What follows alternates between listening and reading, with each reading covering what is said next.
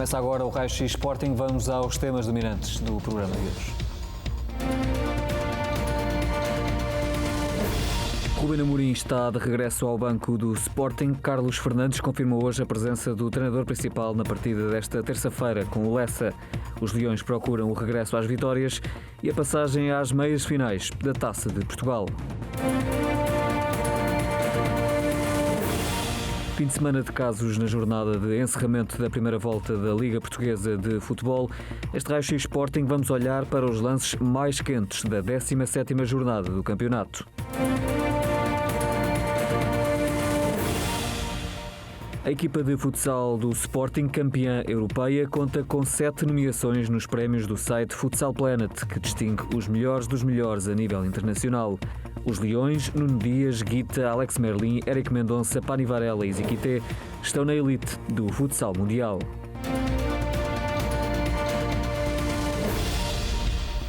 Todos estes temas vão ser analisados pelos nossos convidados habituais. Aqui comigo em estúdio o responsável de comunicação do Sporting Clube de Portugal. Boa noite, Miguel, mais uma vez bem-vindo.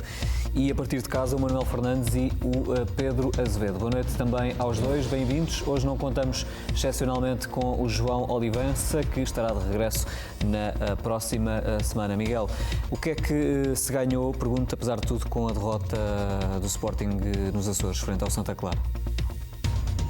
Pelo menos mais um. Miguel, vou ter de interromper, peço desculpa, já te vou passar a palavra por questões técnicas. Vou aqui fazer a pergunta rápida ao Manuel Fernandes. Manuel, e pergunto-lhe, a arbitragem saiu manchada no encerramento da primeira volta do campeonato?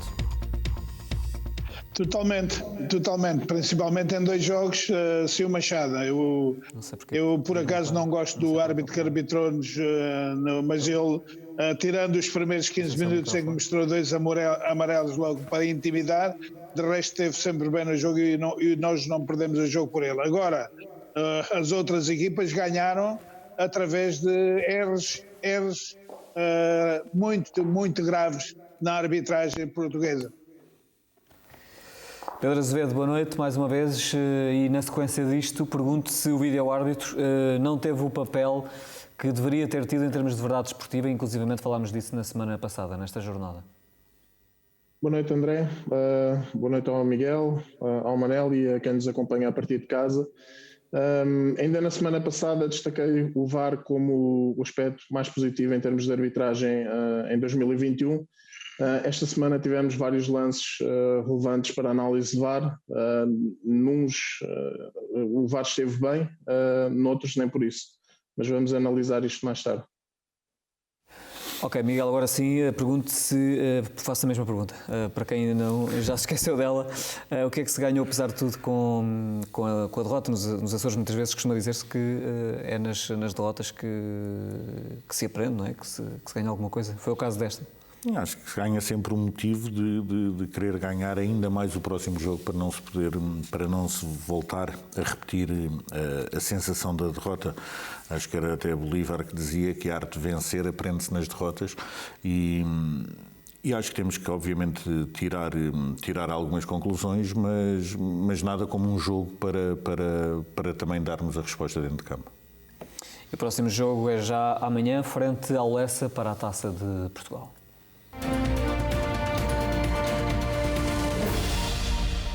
O jogo foi hoje lançado em conferência de imprensa pelo treinador adjunto do Sporting, Carlos Fernandes, que confirmou que Rúben Amorim vai estar amanhã sentado no banco de suplentes. O Rúben Amorim vai recuperar a tempo de estar amanhã connosco no banco, é uma boa notícia, algo que queríamos e felizmente vai acontecer. Neste momento só temos o Inácio já está disponível a 100%, o Porro também, ou seja, a semana passada não estava a 100%, esta semana está, poderá entrar, poderá ser titular, temos muitas opções, quer para a direita, quer para a esquerda, quer para a central. Vamos jogar com o Lessa para a Taça de Portugal, uma competição diferente, uma competição em que queremos ganhar. Falando do Lessa, nós preparámos bem o Lessa no sentido em que tentámos alertar aos jogadores para esse facto, uma equipa que já eliminou 2 clubes de Primeira Liga, um plantel com muitos jogadores que já tiveram na formação em campeonatos nacionais, ou seja, um grupo, por um motivo ou por outro, não conseguiram entrar ainda nos campeonatos profissionais e estão no limiar, ou seja, estão num clube que está em primeiro na sua série, que tem dominado a sua série Falando do trabalho que eles têm feito, nós achamos que é um bom exemplo daquilo que é ser profissional no amador, ou seja, quem olha para os jogos do Lessa no campeonato percebe que são uma equipa que está sempre a atacar com muito domínio, mas depois na taça, por exemplo, com o Aroca ou com o Gil Vicente, demonstram que têm capacidade também de defender, mudaram o seu sistema, ou seja, no campeonato jogam em 4-3-3, na taça tem mudado para um 5-4-1 ou um 5-3-2. Nós estamos preparados para isso, para várias eventualidades, e é um jogo que com certeza queremos ganhar. A divisão de Carlos Fernandes ao jogo de amanhã, começo por perguntar, Miguel, esta é obviamente desde logo uma boa notícia, o regresso de Rubén Amorim. Sim, especialmente por ele, diria, e por todos nós. Acho que faz sempre falta um treinador, seja o Ruben ou seja outro, é o nosso treinador principal e por isso, obviamente, a começar pelo Carlos Fernandes, acho que todos queremos que o Ruben volte e que volte a estar no banco. Mas relativamente ao jogo com o Lessa, acho também que o Carlos fez este resumo muito bem. Ou seja, nós temos que ter a noção de que estamos a falar de uma equipa que está a fazer o seu campeonato e que nesta competição já eliminou 2 equipas da Primeira Liga. E por isso, e até vindo da derrota dos Açores, eu diria que são várias e sub-razões para estarmos muito concentrados e que temos de ser muito competentes se queremos, e queremos estar, mas se queremos passar para as meias finais da Taça de Portugal. Falavas aí no jogo dos Açores, este jogo de amanhã ganha uma importância ainda maior, precisamente pelo Sporting ter essa vontade, essa urgência, o que for, em reagir, em mostrar uma reação? Eu acho que primeiro são competições diferentes, mas e que nesta tem uma agravante. A derrota implica sair da competição. E por isso acho que foi um aviso sério à navegação, como se costuma dizer, para cerrar os dentes e sermos ainda mais competentes do que temos sido até hoje, porque só com essa competência é que vamos conseguir eliminar o Lessa. Até porque o último jogo com o Casa Pia acaba por ser um pouco exemplificativo disso mesmo, não é? Todas as equipas chegadas a esta fase, sendo de que campeonato sejam, são difíceis de bater. Sim, são equipas que têm qualidade e além dessa qualidade têm muita vontade. Depois há outro pormenor que a pressão, digamos assim, ou a responsabilidade do jogo está toda do lado do Sporting, porque se o Lessa não conseguir ganhar, as pessoas dirão que é o normal, se empatar ou se vencer fará um feito extraordinário e por isso acho que para qualquer jogador do Lessa tem esta motivação extra para o jogo. Relativamente aos jogadores do Sporting, acho que a motivação de passar e de continuar na Taça de Portugal será suficiente e ficou agravada, se quisermos assim, pelo resultado menos conseguido do último jogo. Mas também acho e creio que quando acontecem resultados menos bons, que a vontade de todos é de ir para dentro do campo o mais rapidamente possível para voltar a ter as boas sensações da vitória. Manuel Fernandes, e de facto temos aqui esta boa notícia do regresso de Rubén Amorim ao banco de suplentes. Na antecâmara deste jogo, como dizia aqui o Miguel, é um jogo decisivo e, portanto, não há margem mínima de erro. O que é que espera da partida de amanhã, tendo aqui estas boas notícias que foram dadas por Carlos Fernandes, nomeadamente em relação a Rubén Amorim, também a Gonçalo Inácio, por exemplo? Eu acho que sim, o Sporting. André, eu fui jogador, andei lá dentro e quando não tínhamos o nosso chefe a comandar, principalmente quando nós gostamos muito dele, principalmente, porque há chefes que há muitos atletas que não gostam muito dele, mas neste não é o caso, é que toda a gente adora Rubén Amorim. Rubén Amorim está a fazer um excelente trabalho e naturalmente que ele faz falta a conviver. Uma coisa é estar castigado, mas acompanha a equipa até casa, até o hotel, estar no hotel com eles. Outra coisa é estar em casa fechado e pode contactar por telemóvel ou por essas coisas modernas agora, mas eu penso que Rubén Amorim faz muita falta, é viver o jogo como ele vive, é chamar a atenção dos jogadores no momento certo, é fazer as mudanças que ele tem feito de forma categórica e os jogadores sabem que têm uma responsabilidade muito grande depois. Eu acho que qualquer jogador, qualquer jogador sente quando faz um mau jogo. A equipa, eu não vou individualizar os jogadores, perdão, vou dizer que a equipa esteve toda mal no seu conjunto, porque não é normal, ou então nós estamos mal habituados, porque o Sporting tem uma dinâmica de jogo muito boa, tem rotinas extraordinárias, tem movimentos muito trabalhados que dá gosto de ver e de facto tivemos muita dificuldade de mostrar nos Açores. Passou esse jogo, acho que agora há que pensar no futuro, e o futuro é de facto a Taça de Portugal, e sabem que nestes jogos da Taça, eles sabem que nestes jogos da Taça de Portugal os mais pequeninos agigantam sempre perante os maiores, e apesar de ser num campo diferente, não é do campo do adversário, mas o Lessa é uma equipa aguerrida, eu vi o último jogo do Lessa, é uma equipa aguerrida e que pode criar problemas à nossa equipa, isso não tenho dúvidas nenhumas, mas o Sporting tem que entrar logo a dizer que está aqui uma equipa que quer comandar o jogo, quer ser autoritária, quer marcar golos, para não deixar o jogo arrastar-se muito, para depois o adversário ganhar confiança. Gonçalo Inácio e Pedro Porra 100%. É uma boa notícia para Ruben Amorim. Depois de um período com tantas baixas, pouco a pouco o plantel começa a recompor-se.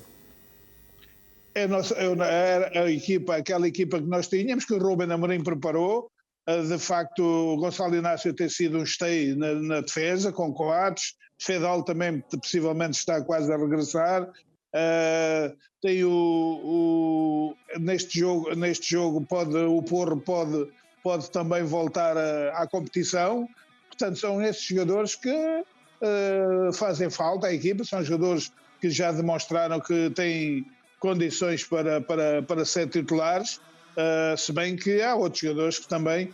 Eu queria falar aqui, Miguel, André, que acho inacreditável como é que se pode crucificar um jogador quando uma equipa teve quase toda mal e crucificou-se um jogador que de facto teve um dia menos bom, que é um facto, que é o Ricardo Gaio, que é sempre um relógiozinho, é pendular, é um jogador que raramente falha, não é um grande jogador e ele sabe que eu falo com ele e não é mas é um jogador de equipa, é um jogador que o treinador manda jogar a defesa esquerda, joga a defesa esquerda, joga a médio direito, joga a defesa direito, portanto é um jogador que tem feito carreira no Sporting e eu tenho muita vontade para falar do Gaio. Porquê? Porque o Gaio foi meu jogador, eu era diretor do Sporting, aliás era diretor da equipa B quando o Gaio estava, e o Gaio era um jogador espetacular, um miúdo espetacular e não merece ser crucificado da forma como foi crucificado. Possivelmente foi por meia dúzia daqueles que nós sabemos quem são, mas o Gaio tem uma mentalidade forte e não liga a essas coisas. E daqui a pouco, Manuel, também já vamos regressar a esse tema e ao apoio que Gaio tem vindo a receber, inclusivamente hoje do técnico Carlos Fernandes em conferência de imprensa. Para já, e para encerrar este dossiê Lessa, do jogo com a Lessa de amanhã, dizer que Manuel Mota foi o árbitro escolhido pelo Conselho de Arbitragem da Federação para apitar este jogo dos quartos de final da Taça. Manuel Mota, que vai ter como assistente Jorge Fernandes e Nuno Eiras, e com David Silva a ocupar o papel de quarto árbitro. Hugo Miguel vai estar encarregue do vídeo-árbitro, vai ter como assistente nesta função Ricardo Santos. O jogo está agendado para as 20h45 de amanhã no Estádio Capital do Móvel, em Passos de Ferreira.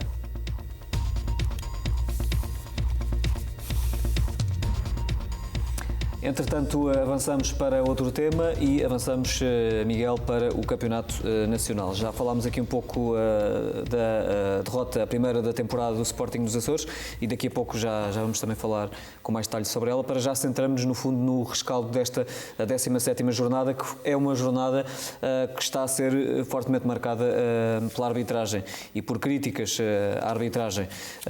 Se olharmos sobretudo para os jogos do Futebol Clube do Porto e do Benfica, há 3 ou 4 lances muito polémicos, alguns deles parecidos com o lance da expulsão de Daniel Bragança.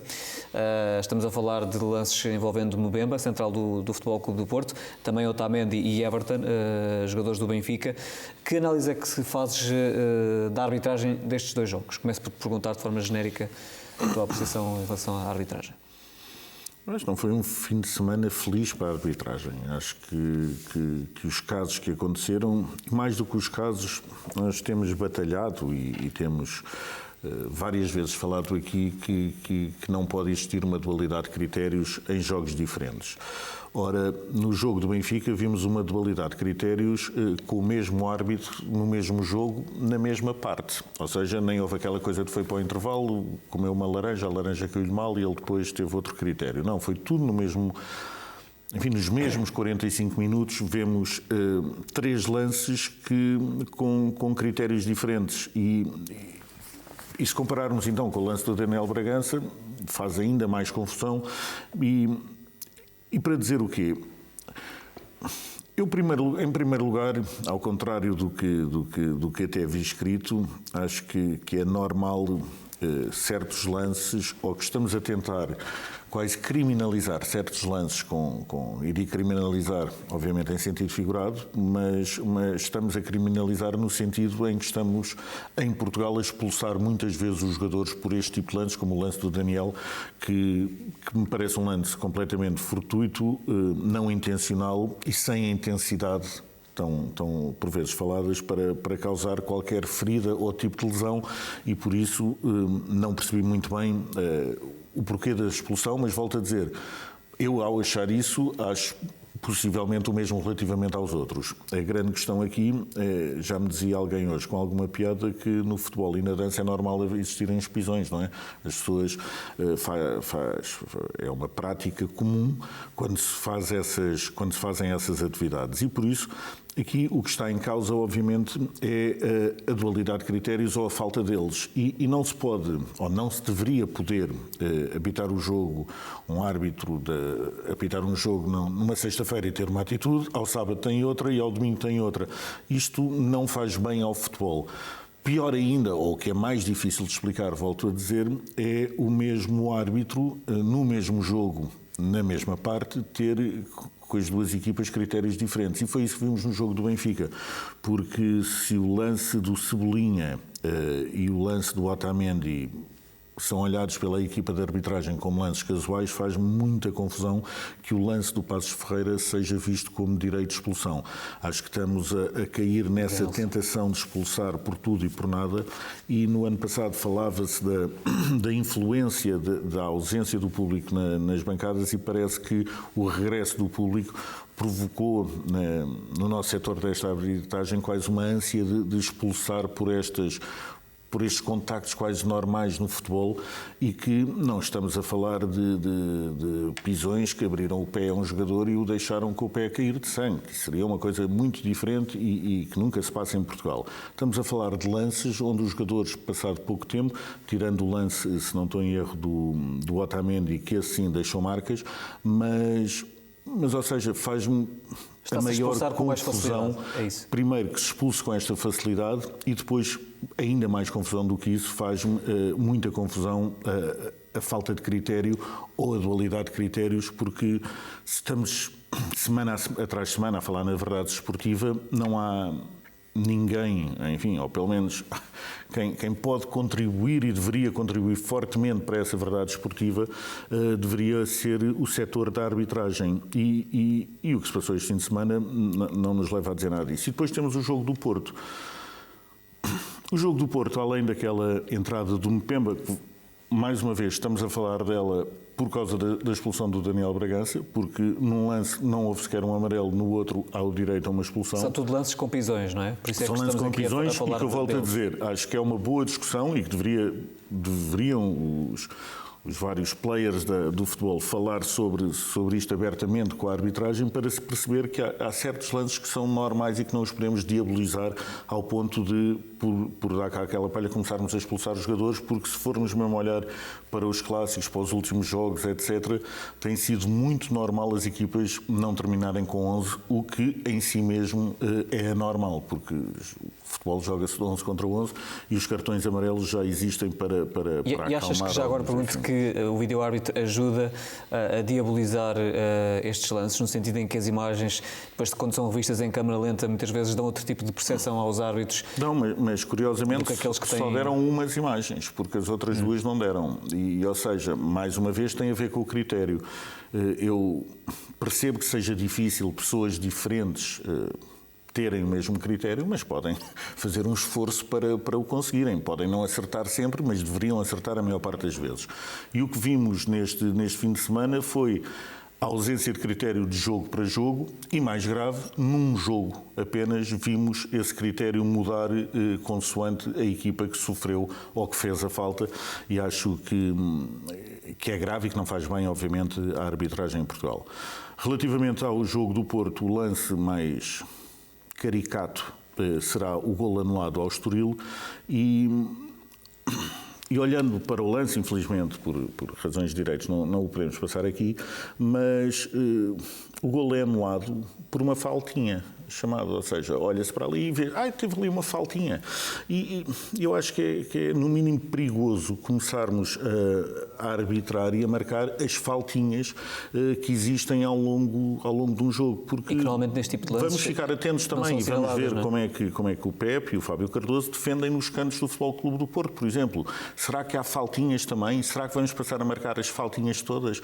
Parece-me um total disparate nós alinharmos o nosso futebol por estas faltinhas e olhando para um golo que volto a dizer, na minha opinião, é limpo, mas mesmo que não seja alguém que ache que aquilo é falta, aquilo não é uma falta, é uma faltinha. E por isso o jogo de futebol, que deveria ser um jogo de homens, se calhar vai passar um jogo, não sei, de uma coisa um pouco diferente, porque isto não faz nenhum sentido, ainda para mais tendo hoje em dia, como se tem, os apoios dos vídeo-árbitros, etc., o árbitro anular o golo daquela forma, por aquela faltinha. Acho que o futebol português deveria, enfim, se calhar fazer um workshop com muitos vídeos do futebol inglês, perceber que faltinhas só existem em cabeças pequenas, que devemos deixar que o jogo seja jogado. Cada vez temos um árbitro a aplicar um critério mais largo nos jogos em Portugal. Regra geral, é elogiado por toda a gente porque o jogo flui de outra maneira,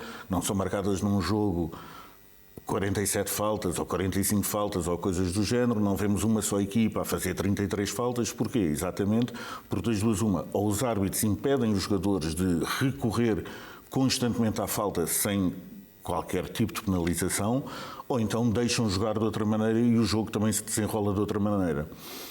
O que infelizmente vimos neste fim de semana foi quase um caos, não é?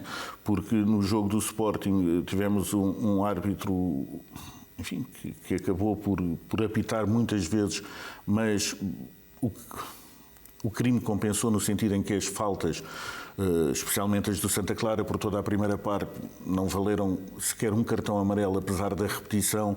O Sarabia, que é um jogador extraordinário, que eu tivesse contado, há pelo menos 2 estaladas, e chamamos uma estalada e uma cotovelada que lhe acertam, obviamente sem querer e sem intensidade, mas que lhe acertam, e que não são sancionadas pelo árbitro, e entradas mais duras sobre o mesmo jogador consecutivamente cada vez que ele agarra na bola. E aí os árbitros poderiam ter levado a lei à letra e se calhar essas faltas também teriam sido assinaladas como foram outras, não é?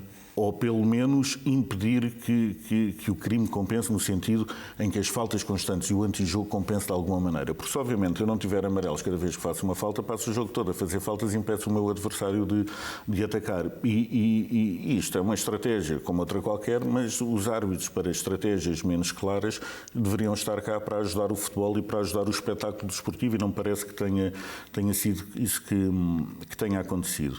E acabarmos a primeira jornada com todos estes casos, com expulsões ou não expulsões, com critérios diferentes, com golos limpos anulados, e já custa olhar para a verdade esportiva e para a verdade de uma tabela, e se pensarmos, enfim, nos jogos contra 9 e coisas do género que já aconteceram nesta primeira volta, interrogamos-nos onde estará essa verdade, ou pelo menos onde estarão as pessoas que lutam por essa verdade esportiva, que acho que fazem falta, e que fazem falta especialmente ao futebol português.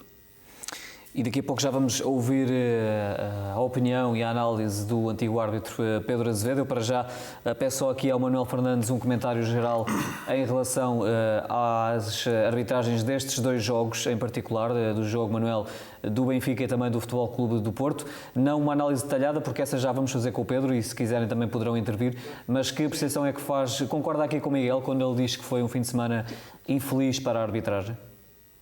Totalmente, concordo totalmente, e eu estive muito atento a analisar os dois jogos, e de facto eu senti que o Porto, quando estava a perder por 2-0, eu sabia que aquela segunda parte ia ser na confusão, no empurrão, na simulação, e tudo acabado em ão, muitas coisas que o Porto o zero e vezer nestas situações. E foi assim que forçaram o primeiro golo, uma confusão, por mérito, pronto, mas com confusão. E depois é uma coisa inacreditável, que é, de facto, o golo anulado, o terceiro golo. Eu tenho um lance de um espanhol, numa televisão espanhola, que deu o jogo, em que o comentador diz que é uma vergonha anular um gol bonito, um gol lindo. Portanto, isto é assim que se ganha campeonatos, é assim que se tira pontos, que se ganha pontos. E outra coisa que vai acontecer, agora não acontece tanto, mas de antes, o treinador do Estoril, ao dizer na segunda parte o campo estava inclinado, se fosse uns tempos atrás, nunca mais treinava um clube. Mas isto agora mudou um pouco, pode ser que ele ainda possa treinar mais clubes, porque eu sei do que estou a falar.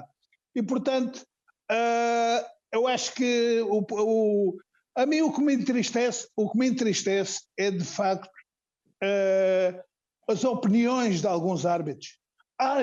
Eu não sei o porquê deles dizerem que têm dúvidas do lance. Aquilo não há dúvidas nenhumas, é um lance. O jogador brasileiro mal sentiu, a coisa mandou-se um mergulho, que é o que eles sabem fazer, é mergulhar. Mandou um mergulho.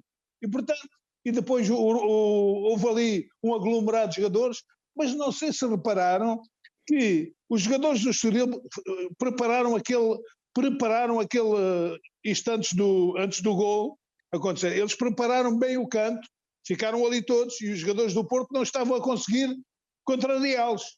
E o árbitro aí disse logo, se coisa eu apito, de certeza que ele disse isso. E assim que a bola saiu, ele apitou só por apitar, porque é um gol limpo, é um gol bonito e é um gol trabalhado pelo Estoril. Portanto, depois o 3-1 já era muito difícil o Porto lá chegar. E depois, então, o Porto conseguiu dar a volta, mas a mim o que me entristece é que os cartilheiros do Porto, e eu agora vou estar atento ao que eles dizem nas televisões, os cartilheiros do Porto dizem, e nós não temos ninguém que nos defenda. Não temos rigorosamente ninguém que nos defenda. Quando é contra o Porto, ninguém nos defende. Contra o Benfica ainda há um ou outro que defende. Agora, contra o Porto, ninguém nos defende. É uma coisa inacreditável. E é triste. Triste. Dizem que são sportinguistas, assumem e digam as coisas. Portanto, foi triste o que eu ouvi este fim de semana. E depois é o Benfica, que é a maior vergonha, ainda é a maior vergonha. Quando não se expulsa um jogador como o Otamendi, eu já falo, não, o Cebolinha fez uma entrada igual à do Bragança, mas o Bragança foi embora e o Cebolinha ficou. O Otamendi, aquilo é vermelho diretíssimo. Porquê? Porque ele quase teve, o miúdo teve uma sorte de não ficar inutilizado para o futebol, viu-se mesmo a força que ele fez no pé, que o pé terceu todo. Ninguém consegue ver isso. Esses cartilheiros não conseguem ver isso. Esses homens dos jornais não conseguem escrever. Os árbitros antigos não conseguem ver isto. Vocês, a mim não me enganam mais. Portanto, eu acho que isto é ridículo. É ridículo. Muito bem, Manuel, fica aqui a sua análise geral. Vamos então olhar para uma análise mais detalhada do antigo árbitro Pedro Azevedo. Quer o Miguel, quer o Manuel Fernandes, se quiserem intervir também poderão fazê-lo. Vamos então ao raio-x arbitragem.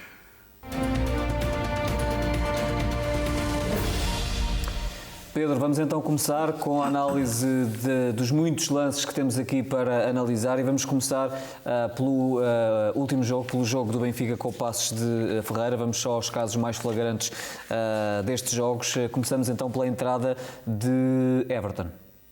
Merecedora para cartão vermelho? Na minha opinião, não. O lance de Otamendi, já lá vamos, mas são lances diferentes. Na minha opinião, o lance do Everton, portanto, ocorre aos 19 minutos. O Everton está a pressionar o adversário. Há ali alguns contactos e acaba por acontecer o pisão. Parece-me eventualmente acidental ou não, mas não me parece que seja lance para expulsão. Quanto muito, uma entrada, um lance com negligência, mas não para expulsão. A questão neste caso em concreto é que eu acho que o Bragança acabou por não levar sequer o amarelo e estamos a falar de um lance idêntico a um que deu expulsão, onde o VAR chamou o árbitro para expulsar o nosso jogador. E essa acaba por ser a questão principal e da nossa análise relativamente ao lance do Everton Cebolinha. Eu também acho que não é expulsão, mas como não acho que a do Daniel Bragança seja para expulsão. A grande questão, diria, tem a ver com critérios e com o facto em concreto, penso que o Cebolinha naquele lance nem amarelo leva. E isso já custa um bocadinho. Sim. E não querendo, enfim, ser exaustivo, porque estas coisas depois há sempre algumas particularidades, mas não nos podemos esquecer que em 17 jogos o Benfica tem menos 20 cartões amarelos que o Sporting, o que é em si uma coisa extraordinária se pensarmos cartões amarelos? Menos 20? Menos 20. Ou seja, na primeira volta o Benfica consegue ter menos 20 cartões que o Sporting e se olharmos para estes dois lances começamos a perceber porquê. Porque o Cebolinha, volta a dizer, o lance não gera sequer amarelo, o Daniel Bragança um lance em tudo idêntico e se virmos os dois lances então em jogo corrido, sem ser em câmara lenta, o do Bragança parece ainda menos inofensivo, digamos assim, um dá expulsão e o outro não dá nem sequer um cartão. E com estes pequenos pormenores acabamos por perceber o porquê depois de chegarmos ao fim da primeira volta com esta disparidade entre dois clubes que estão a lutar pelos primeiros lugares. 20 cartões de diferença. Manuel, queria acrescentar alguma coisa em relação à análise do Miguel e do Pedro?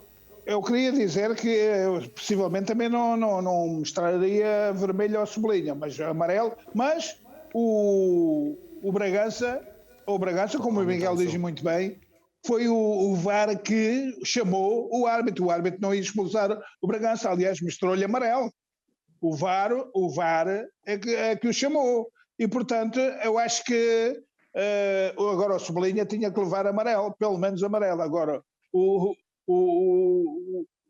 Otamendi era um vermelho, mas um vermelho escuro, um vermelho mesmo daquele escuro. Pedro, era de facto um vermelho escuro, como diz aqui o Manuel Fernandes. Vamos então ao lance de Otamendi aos 25 minutos. Sim, portanto, nesse lance o Otamendi perde o controle da bola, o Eustáquio creio que dá um toque na bola, desvia, e aqui a intenção do Otamendi deixa de ser jogar a bola, porque já não conseguia jogar, e passa somente por terminar o lance, e acaba por fazê-lo com uma falta grosseira, na minha opinião. Portanto, ao contrário do que ouvi dizer, é uma falta com intensidade, com a sola da bota na zona, entre a zona do tornozelo e da canela. Creio que inclusivamente saíram imagens hoje na comunicação social do estado em que ficou a perna do jogador.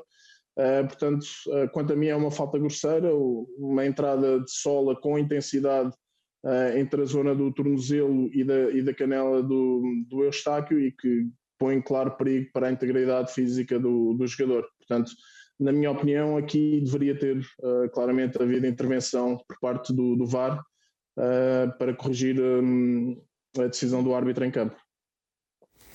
A expulsão de Denilson, Pedro, aos 44 minutos, a expulsão do jogador do Paços de Ferreira é acertada? Deixa-me só, Pedro, já agora fazer-te uma pergunta, que é como é que se consegue explicar que o VAR não chama o árbitro no lance do Otamendi e chama passado 15 minutos no lance do Denilson? Eu não sei explicar, não estava no lugar do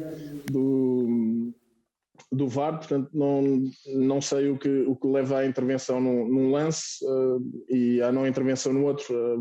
Foi a interpretação que o árbitro fez no momento e, portanto, acaba por ser a decisão. Portanto, eram estas as imagens que eu falava há pouco. Portanto, nota-se claramente que há claro perigo para a integridade física do jogador pela zona onde existiu o contacto. Ali entre o tornozelo, canela, portanto é um lance, é uma falta grosseira, é um lance para expulsão. Miguel, queres e nesta situação há claramente intenção, não é? Nesta situação há claramente intenção de atingir o jogador, não, digo eu, não no intuito de o magoar, mas de terminar a jogada. Mas o facto é que, da forma como entra, coloca claro perigo para a integridade física do Eustáquio. Muito bem, vamos... E deixou consequências, não é? Visíveis, e por isso estes lances acabam por fazer, volto a dizer, mais confusão ainda, quando, por um lado, temos num jogo anterior um lance que um jogador nosso é expulso por uma carga idêntica, mas mais leve, e o que me faz mais confusão, digamos assim, é o mesmo VAR, o mesmo árbitro, passado 15 minutos deste lance, expulsarem o jogador do Paços de Ferreira por algo, enfim, muito menos grave do que isto, e aí o VAR já achou que seria normal e que a sua atuação deveria ser intervir sobre aquele lance. E faz-me... acho que é muito difícil tentarmos arranjar o racional para explicar porque é que não se chamou de um e chamou-se do outro. E daí ainda esta tentativa de pergunta ao Pedro, mas que já deduzia que ele teria esta dificuldade em explicar. Pedro, vamos então ao lance da expulsão de Denilson. Creio que ainda não tinhas concluído a tua análise. Portanto, é um lance que acontece a meio campo. O Denilson tenta jogar a bola, tenta pontapear a bola. Nesse movimento, ele deixa que a perna suba, digo eu, em demasia, e acaba por atingir com a sola no ombro do defesa esquerdo. Agora falta-me o nome. Do Grimaldo. Portanto, é uma decisão que se aceita na perspectiva de que há contacto da sola da bota com o ombro do jogador adversário, mas aqui é a tal questão de critério. Ou seja, eu entenderia melhor que se tivesse chamado o árbitro para rever este lance, se o mesmo tivesse acontecido no primeiro lance. Não tendo acontecido, portanto, acaba por haver aqui uma dualidade de critério, que isso sim não acaba por não se entender. Pedro, mas eu quando vi o Grimaldo a gritar e rebolar-se, eu jogava que ele tinha ficado sem o braço. Deu-me a ideia que ele tinha ficado sem o braço, mas afinal, passado 2 minutos, estava bom. Foi ele que expulsou o jogador com aquele teatro todo, com aquela fantasia toda. Vamos então para o jogo da Amoreira, o Estoril Praia Futebol Clube do Porto, e vamos, Pedro, à entrada de Mbemba sobre Arthur aos 18 minutos. Sim, eu aqui tenho um entendimento diferente, pelo que percebi pelo menos do Miguel.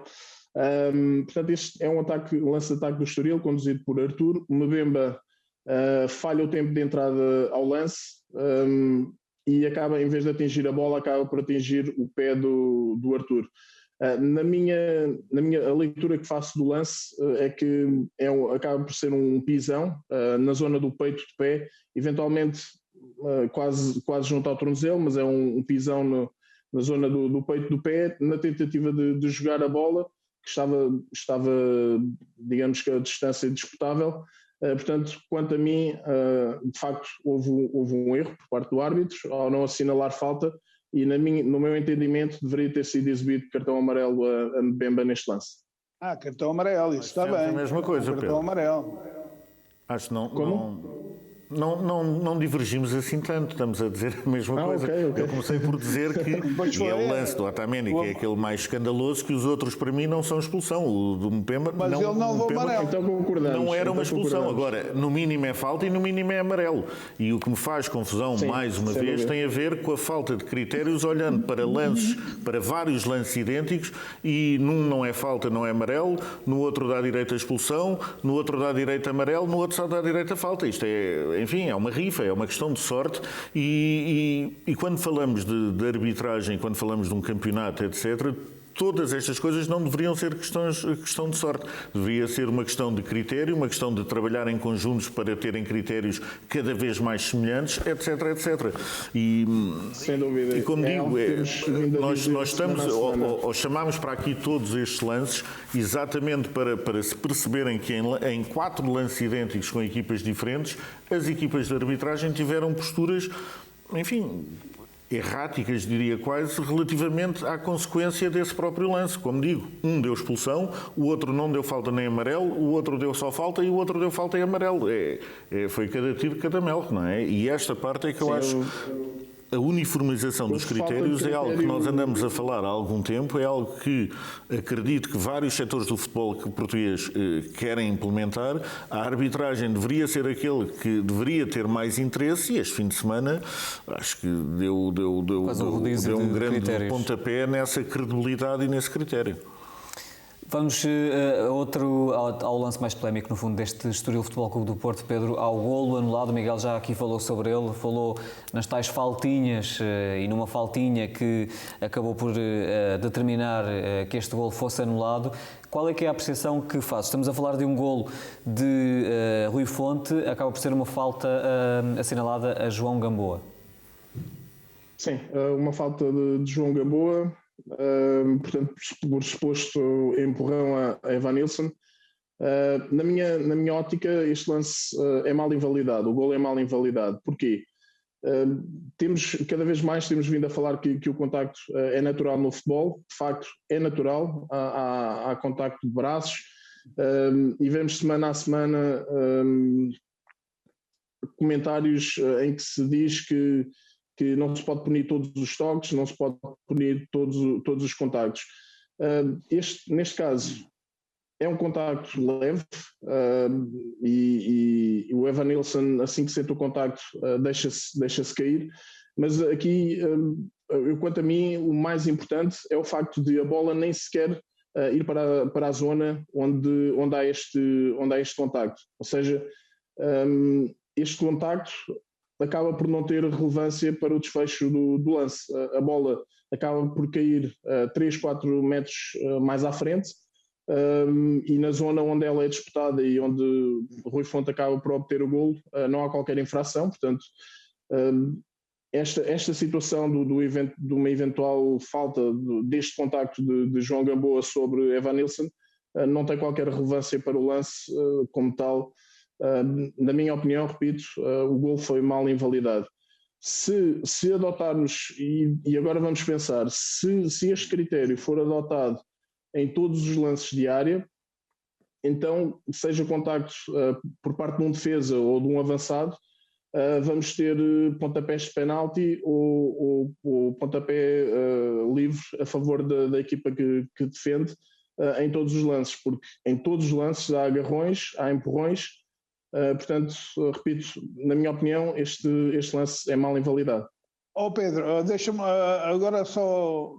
é que é tal situação de intensidade. Este nem intensidade foi, até porque eles, nem um nem outro, tocavam na bola. A bola sobrevoava aos dois. E o rapaz, o Gamboa, meteu o braço nele e ele mergulhou logo. Mas, se vamos falar em intensidade, os cartilheiros lá desse clube, normalmente, quando o ano passado, quando o Zaidu pôs a mão nas costas do do Pedro Gonçalves, que o desequilibrou quando ele ia fazer o gol de cabeça, não houve intensidade. Este ano, quando o Coates vai para cabecear o gol, para fazer gol, o Taremi mete-lhe a mão das costas, não há intensidade. Para eles nunca há intensidade. Eles querem enganar quem? Eles não enganam ninguém, pá. Eles têm... isto que acontece no futebol, para mim, eu acho que um árbitro, isto é falar sério agora, um árbitro quando está a arbitrar um jogo do Porto e o Porto está a perder, eu, como tenho uma visão diferente, eu vejo o árbitro em pânico. O árbitro está a arbitrar, mas não está bem, não está lúcido. E, portanto, não devia ser assim os árbitros. Temos árbitros bons, mas temos outros que estão uma pequena vergonha. Manel, mas já agora eu acho que o problema não é apenas no futebol. Infelizmente vimos este fim de semana, noutra modalidade, no hóquei em patins, o Porto a perder um jogo e vimos a forma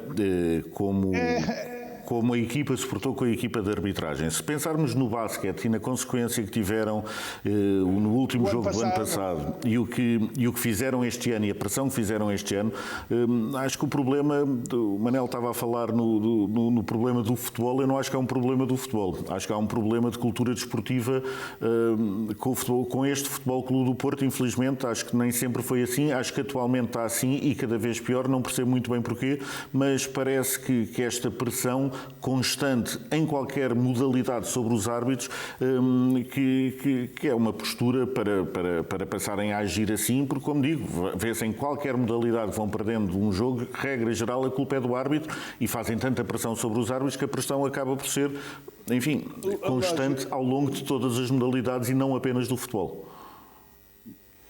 Muito bem, vamos ter de avançar para o Santa Clara Sporting.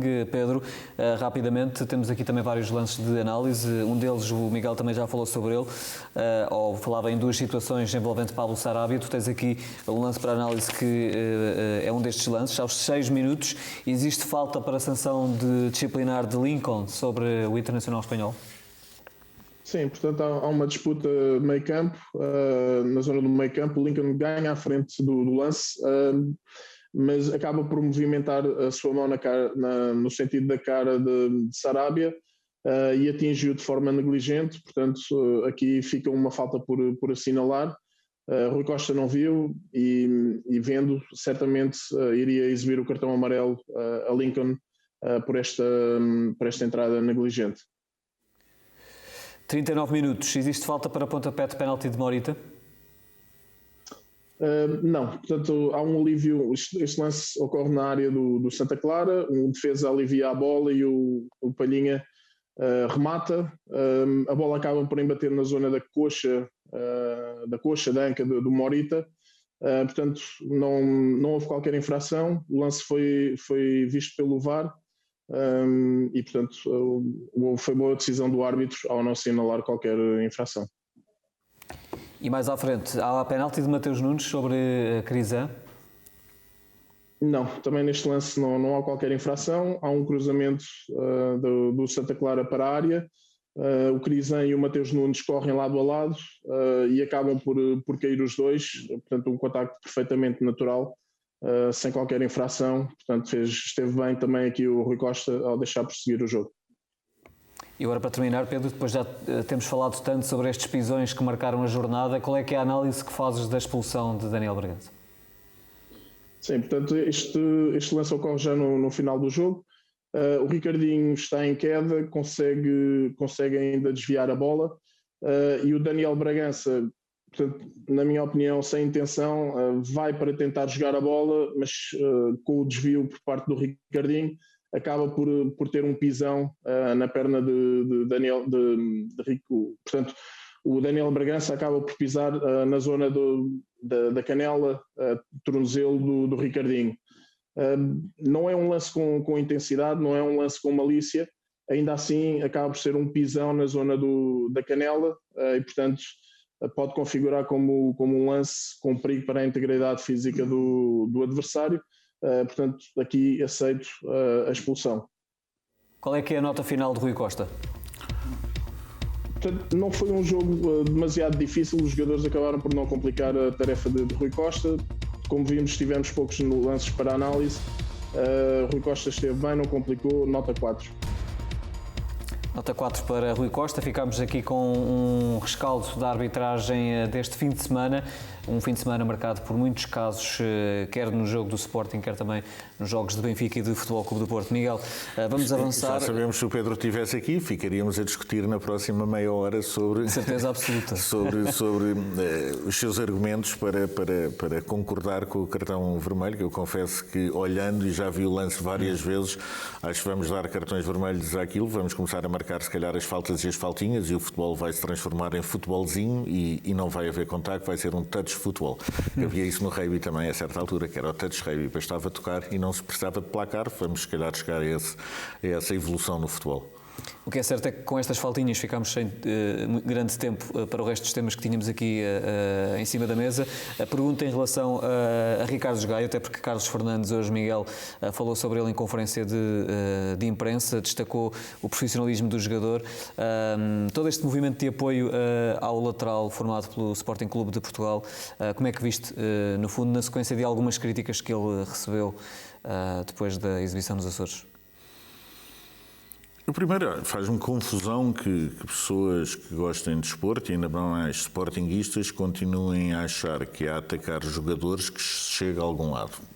Essa é a primeira parte da questão. Depois, estamos a falar de um jogador formado no Sporting que tem uma atitude profissional ímpar, que é querido pelos clubes onde passa, que é bom colega, todas essas coisas, e depois há aqui outra particularidade, e essa talvez a mais importante de todas, que na época passada, e a seguir ao jogo do Famalicão, o Ruben Amorim disse a frase "onde vai um vão todos", e demonstrando que quando ganhamos, ganhamos todos, e quando perdemos, perdemos todos. Quem perdeu o jogo do Santa Clara não foi o Ricardo Gaio, foi o Sporting. E por isso esta personalização feita nas redes sociais ou feita em jornais, acho que vai dar tudo a mesma coisa, eu não a compreendo e acho perigosa para o desporto e para o futebol. Acho que estamos a falar obviamente de homens feitos e de jogadores estruturados, e por isso que não vão ser estas coisinhas que os vão abalar. Agora, acho que o Sporting, especialmente os sportinguistas, é a massa adepta, deve acarinhar os seus jogadores e deve obviamente acarinhar um jogador que é formado no clube, num jogo que possa não ter corrido tão bem, mas enfim, não correu bem a mas não correu bem aos 11 ou não correu bem aos 18, porque o facto era que o objetivo não era de um jogador, era de uma equipa, e falhámos nesse objetivo. Ponto final. Falhou a equipa toda, não falhou apenas um jogador. Quando corre bem para toda a equipa. Quando Sim, corre quando mal... digo a equipa, digo-te a ti, digo a mim, enfim, digo a qualquer sportinguista, quem perdeu foi o Sporting e os sportinguistas. Não vamos tentar individualizar em ninguém, e muito menos num jogador, que tem dado o que tem dado ao clube. Miguel, vamos às modalidades. 7 nomeações na equipa de futsal do Sporting. Passámos alguns temas. Tivemos de passar, foram as tais faltinhas que nos obrigaram. 7 nomeações para a equipa que é campeã europeia da modalidade. Estas nomeações acabam por ser naturais, não são surpreendentes, não é? Sim, e justas. Nós temos algum histórico com esta publicação, porque já fomos algumas vezes nomeados e que eu saiba, acho que ainda não ganhamos. Espero que seja este ano. Acho que se não, enfim, se tudo aquilo que o Sporting fez em 2021 pelo futsal e no futsal, se não serve para conquistar também estas nomeações, não sei... Se não for neste ano, não é? Não sei, se calhar temos que ganhar, não sei, fazer assim coisas que nunca foram feitas, já estas nunca foram feitas, e por isso aquilo que nós conseguimos este ano, acredito que são razões suficientes para, não direi todos, mas pelo menos alguns destes prémios, porque seria justo ganharmos todos. Acredito que seja difícil, mas pelo menos uns, estou curioso para ver a votação final, porque é inteiramente justo, obviamente, as nomeações, é um prémio enfim, tanto para os jogadores como para o treinador, como para a própria estrutura do futsal, porque também o Sporting está nomeado para o melhor clube do mundo na modalidade e por isso, enfim, vamos aguardar pelas cenas dos próximos capítulos. E uma nomeação que também imagino que consideres inteiramente justa é a de Paulo Freitas, já agora ele está também nomeado para melhor treinador do mundo de hóquei patins, enquanto treinador campeão europeu também, lá está, mais um, acaba por ser natural, não é? Sim, e o Paulo Freitas fez, sem que ninguém lhe tenha pedido ou encomendado, fez de sua livre e espontânea vontade um elogio à equipa liderada pelo Ruben Amorim no pós-jogo do hóquei e no pós-jogo dos Açores, que acho que demonstra a sua grandeza e a justeza e a justiça desta nomeação. E pelo que tem conquistado, mais uma vez, também seria um prémio inteiramente justo. Terminamos só com um comentário, Miguel, à organização da Taça dos Clubes Campeões Europeus de Corta-Mato, que vai estar a cargo do Sporting Clube de Portugal. Se há clube com tradição no atletismo é o Sporting, portanto esta organização também acaba por ser natural, mais uma vez. Sim, é algo que encaramos, obviamente, com alguma vontade. Estávamos há pouco aqui a falar sobre as memórias e sobre estes cabelos brancos que já me dão alguma experiência diferente, digamos assim, porque eu lembro-me de uma altura em que só tínhamos 2 canais de televisão, um deles muitas vezes dava estas provas e por isso estávamos aqui a falar, eu lembro-me de ver o Carlos Lopes e ver o Fernando Mamed, os irmãos Castro e depois o Ezequiel Canário, enfim, até me lembrei do nome de um fundista do Benfica, mas que eu via sempre nestas competições, mas que, regra geral, não espero não estar a fazer nenhuma destrução da minha infância, mas regra geral perdia com os nossos campeões, que era o António Leitão, e vi o Carlos Lopes especialmente a fazer coisas extraordinárias e era um atletismo diferente daquele que estávamos habituados, que era o atletismo onde muitas vezes havia lama e eles saíam de lá, enfim, bastante sujos, etc., a dar voltas e eu lembro-me de acompanhar isto enfim, nos meus anos teenager com alguma, e na minha infância com alguma regularidade.